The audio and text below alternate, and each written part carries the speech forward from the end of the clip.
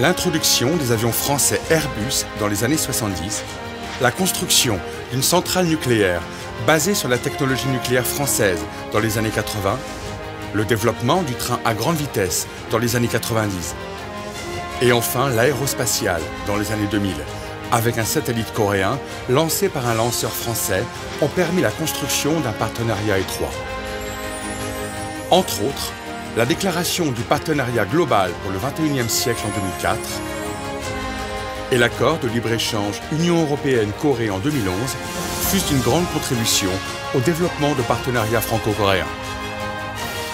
Et récemment, la coopération entre les deux pays dans de nombreux domaines tels que les technologies de l'information, le biotech, l'intelligence artificielle et l'énergie s'est renforcée.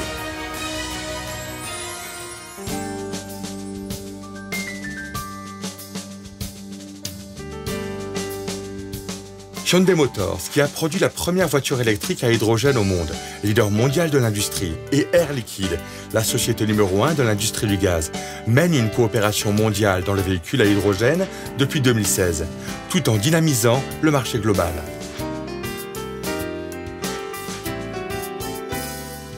Les deux pays continueront à développer la coopération dans le domaine de l'hydrogène afin de créer des véhicules électriques à hydrogène comme des voitures particulières, des autobus et des camions, ainsi que des infrastructures de remplissage d'hydrogène.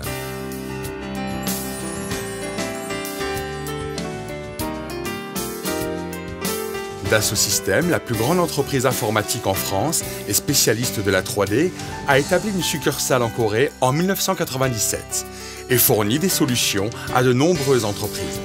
Afin de soutenir l'emploi des jeunes et la création d'entreprises grâce à la coopération entre l'industrie et les universités, le premier centre de recherche et développement de la Corée a été créé. Et, avec InnoDesign, un groupe de design mondial en Corée, un laboratoire 3D a été ouvert.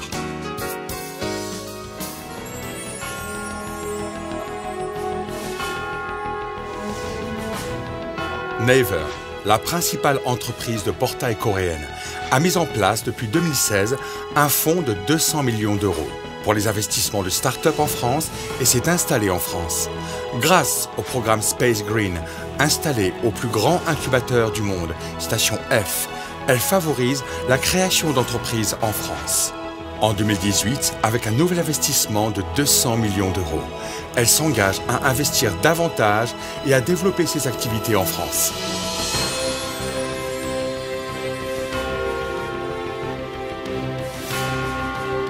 Afin de développer un vaccin premium basé sur une technologie innovante, SK Biosciences s'est associé à l'entreprise pharmaceutique globalisée Sanofi Pasteur en 2014 à hauteur de 47 millions de dollars pour la mise au point conjointe d'un vaccin antipneumococcique de nouvelle génération et sa commercialisation.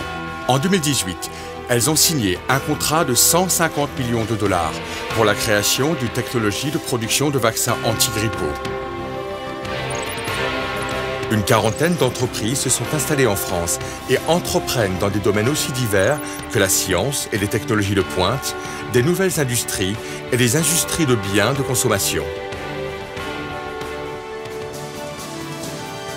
Grâce à une amitié ancienne entre la France et la Corée, de Gwanghwamun à l'Arc de Triomphe,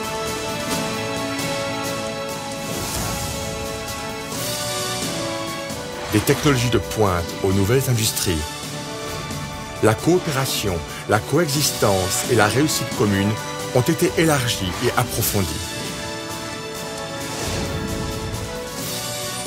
Partenaires historiques.